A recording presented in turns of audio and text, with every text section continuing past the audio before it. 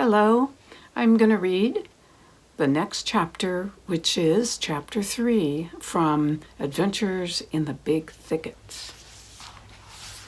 It was a real neck burner of a day in the Big Thicket that next morning. So hot, the ducks were laying hard-boiled eggs.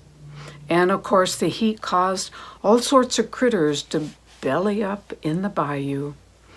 They were dangling their legs in the deep, wading in the shallows, swimming and guzzling pond water like it was a penny a glass lemonade. Partly for sport, partly for an afternoon snack, and partly out of boredom. Several of them gathered in the shallows to scare up a few crawdads. Bubba Dean the beaver was scooping up mud with his tail and catching a few that way. Mischief the raccoon had rolled up his sleeves and was feeling around the bottom. And High Pockets the jackrabbit had rolled up his pant legs and was thumping around in the mud trying to trap one with his toes. Ham Hock and Bean, meanwhile, lounged on the bank in the shade of a weeping willow.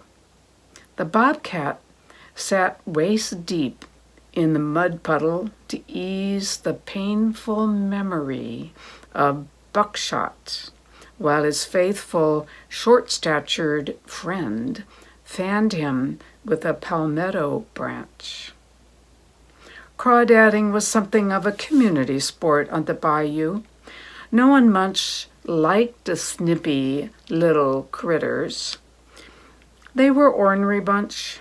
They'd nip on your toes for no good reason, then scurry away, kicking up a cloud of mud so you couldn't find where they were hiding. Then every once in a while you'd see these teeny tiny weeny bubbles coming up to the surface, and you knew they were down there somewhere, snickering at you and giggling at how clever they are. "Watch out for that big mossy rock over there, High Pockets," warned Bubba Dean.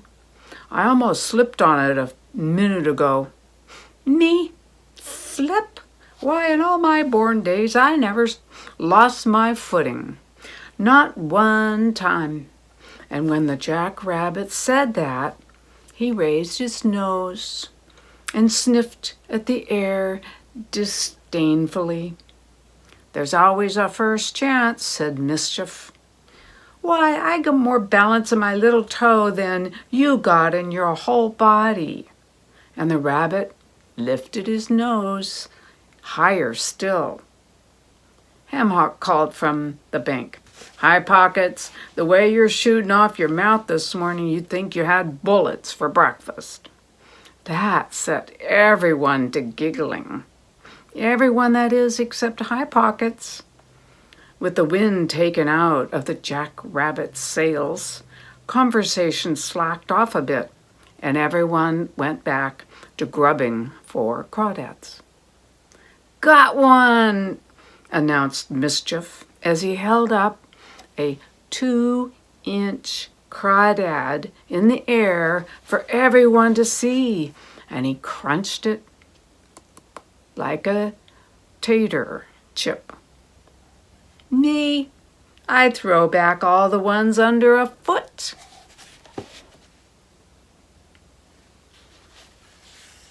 Bragged High Pockets, coming out of his sulk.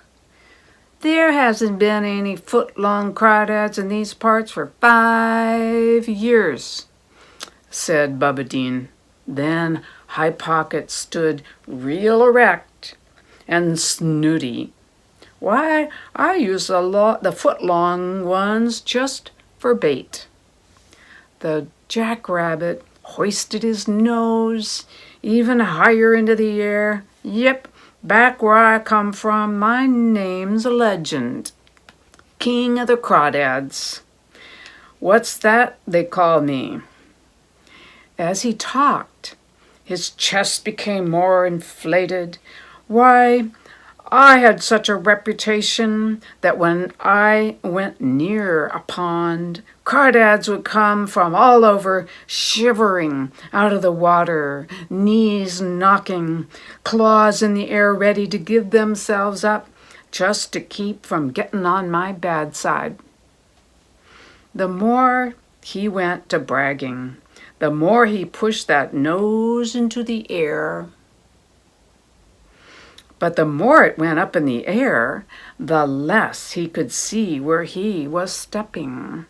And before you could say, King of the Crawdads, he slipped on that flat, mossy rock that Bubba Dean had warned him about. The unwary jackrabbit splashed backwards into the water as he flailed about, slapping the water to regain his footing. The others broke into such a belly laugh it sent ripples plumb to the far end of the pond. Pride goes before a fall. Thanks for listening.